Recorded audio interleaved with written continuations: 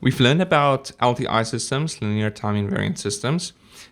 Before, we also learned about correlation, specifically cross-correlation, when you basically see how similar two sequences are to one another and at what points they're similar to one another. And also autocorrelation, where you basically look at how similar a sequence is to itself. What I want to do here is I quickly want to see what correlation, specifically cross-correlation, can help us see in an LTI system. Okay, specifically, we're going to look at how the cross-correlation between a system's output and its input, how we can actually use that in order to identify the impulse response of the system, basically do a form of system identification. We'll just start by looking at this quite theoretically, just seeing what is the cross-correlation between a system input and output, and then we'll apply that specifically to the problem of estimating the impulse response of a system.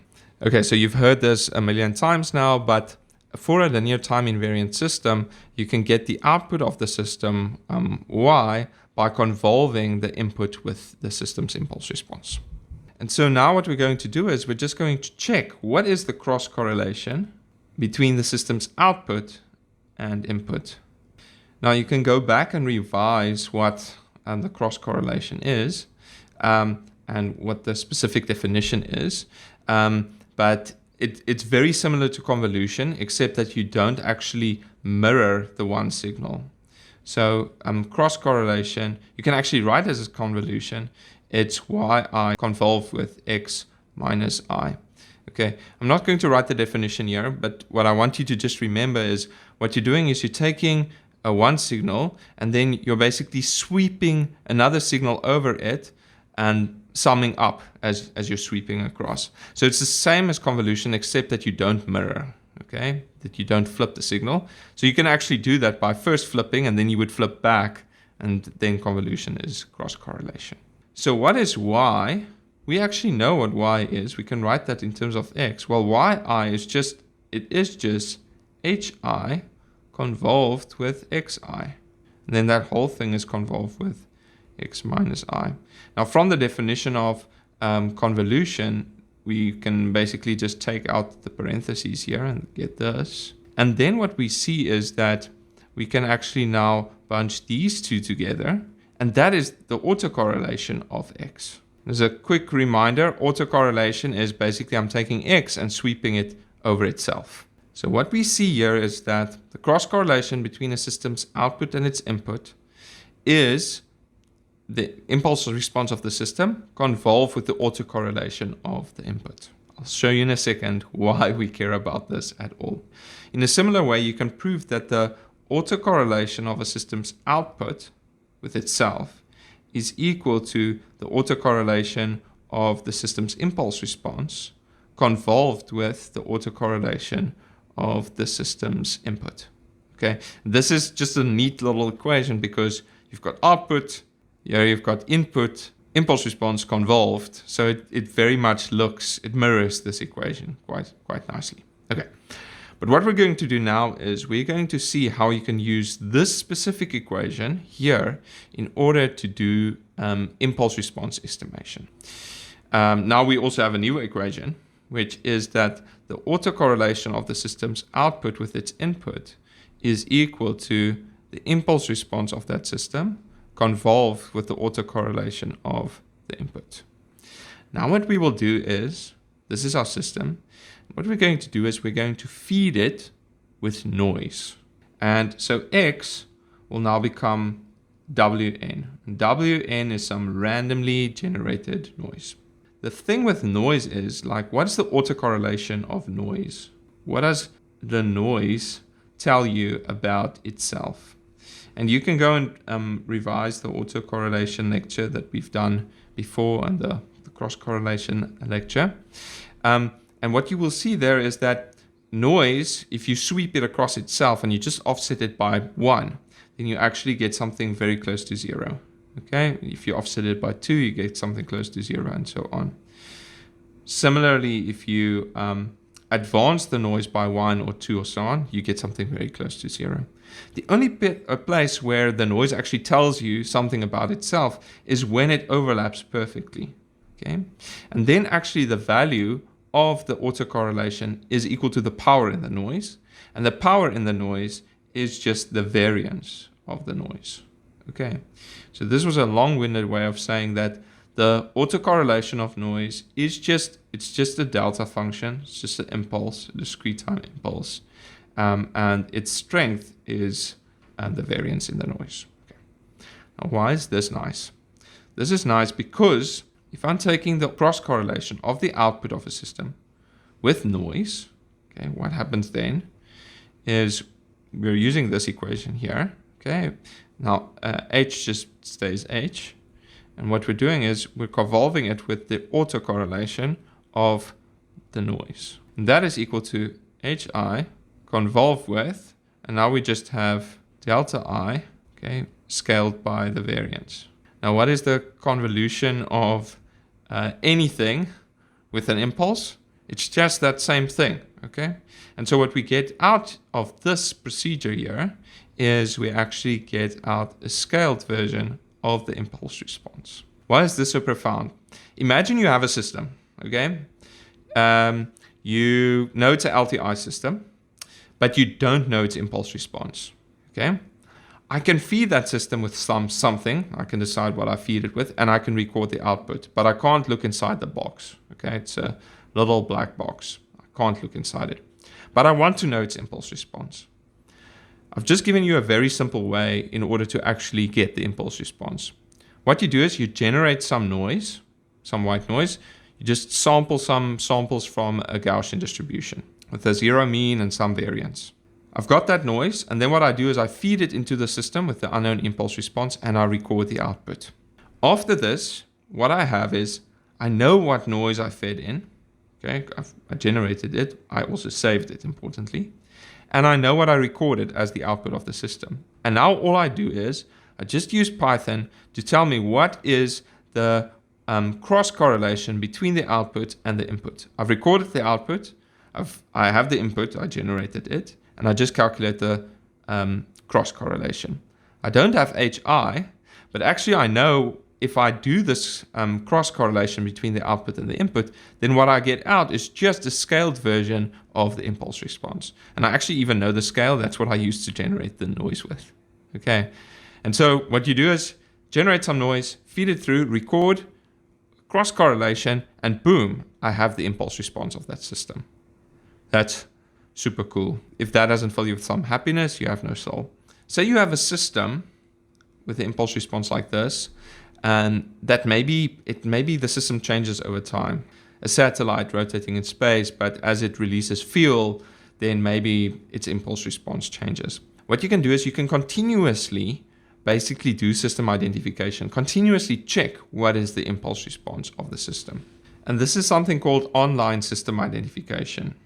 So how this works is you have some system, h of n, which I don't know the impulse response for. So I don't know the impulse response. Now imagine just for a second, this hn is actually a satellite, okay? And what I'm doing is I'm feeding it with some signal that controls it. I can, of course, also measure the output of the system. That's fine. Okay, maybe starting out, I have some idea of the impulse response, but then as the system is operating, the impulse response is actually changing. And I want to know about that change. So this is a control signal, X. I don't want to mess with that. That comes from my control system. I can measure the output. And then what I do is, in order to identify the system basically the whole time, to check what the impulse response is, I inject a little bit of noise into the input. It's not noise that will like cause the whole satellite to fall apart. It's just a small bit of noise, okay? And importantly, I know what it is. Okay, it's small. It's much smaller than xn because I don't want to mess up the system too much, and it's known. Okay, I'm generating it on my little satellite. Okay, now let's quickly check what is the cross correlation between y and w. Similar to what we've done before here, except now we have this additional x that also feeds in as the input to the system. Okay, so what's the output of this system? The output of this system is just the input to the system, which is the sum of the noise with my control signal xn. And all of that convolved with hn. Cool thing about convolution is I can basically convolve that out. It's a little bit like multiplication, which is why I sometimes slip up and say multiply instead of convolve. So just forgive me for that. But you have basically the convolution of the noise with the impulse response plus the convolution of the input signal with the impulse response. So let's do the cross correlation between the noise, which we know, and the output, which we also know. For the moment, we assume we don't know h. The cross correlation of the output of the system with the noise that I've generated, this is equal to, okay, now what I will do is I will substitute in this monstrosity at the top, and all of that convolve with w minus I. I've stuck that in there, and now, again, the awesomeness of convolution is I can convolve that in. Okay, so what I end up with is, okay, actually I will write this in a different order, but it will be the same thing. Awesome, awesome, awesome, awesome. Now, what does this help me? I'm just going to, just for a second, call this thing, which is x convolved with hi. There's a special name, and I'll just call this z. Okay, it's a new signal, which is just x convolved with h. If that is z, then this thing becomes the cross correlation between z and w, my noise. Plus, okay, what do we have here? Here what we have is, what's this? That's the autocorrelation of the noise. So what we have here is, we have hi convolved with the autocorrelation of the noise. Now, why did I do this z business? Because here I have a signal z, and now I'm asking, what does the noise tell me about the signal? Okay, and x and h has nothing to do with the noise. And that means that this term here is actually very close to 0. Okay, because there's nothing going on. Okay, now what's left over here is hi convolve with the autocorrelation of the noise, and we know what the autocorrelation of noise is with itself. It's just a standard deviation with a little impulse. Okay, and so what we end up here is, which is actually exactly the same as what we got here. Okay, recap, what the fudge did we do? We had a satellite, okay, and we were worried that its impulse response was changing. We were still controlling the satellite, so we were still feeding it with some control signal and looking at the output. But then what we did is, with the control signal, we injected a little bit of noise. The noise is known because I've generated it. And then what we did was, we recorded the output of the system. We know the output. We can measure it from our sensor. Okay, and then what I do is I do the cross correlation between the recorded output and the generated noise. That actually tells me the current impulse response of the system. And so this is very cool because I can do system identification online while I'm running the system. I'm just going to show a quick demo illustrating this thing, just so that you know it's not just math that I made up, but actually a real signal. So what we'll do in the demo is we'll have some impulse response, but we will pretend that we don't know it. We'll generate some noise, we'll record the output, and then we'll do the cross correlation and see whether that actually matches the impulse response. Okay, so what we do is we have a system, okay, that has an impulse response. This is its impulse response.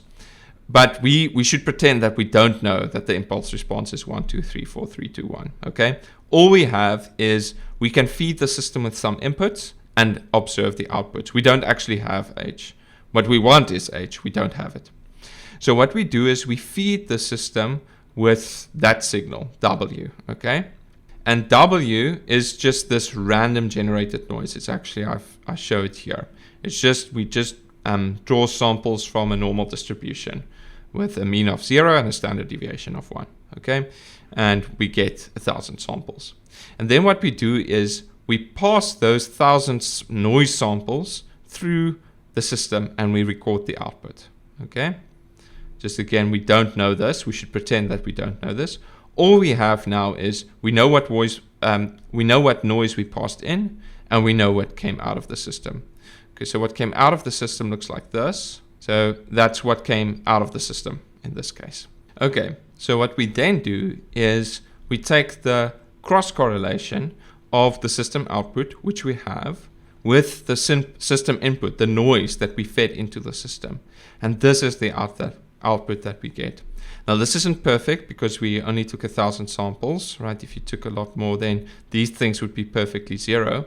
But what we see here is that we get something close to 1, close to 2, close to 3, close to 4, 3, 2, 1, which is actually exactly the impulse response of the system. So you can identify the system. Let's quickly see what happens actually when I make the noise sequence longer. Let's just make it 5,000 to see that I'm not talking rubbish. Okay, so this is the noise. This is the output of the system. We do correlation. Okay, and you can see that these things are closer to 0, and then these things are starting to really get close to the real impulse response.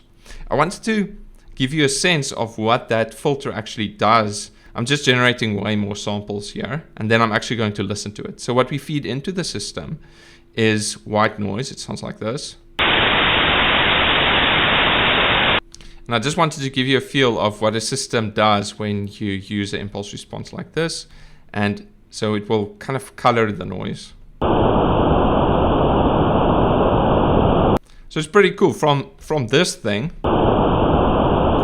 And knowing that this was the input, we can figure out the impulse response of the system.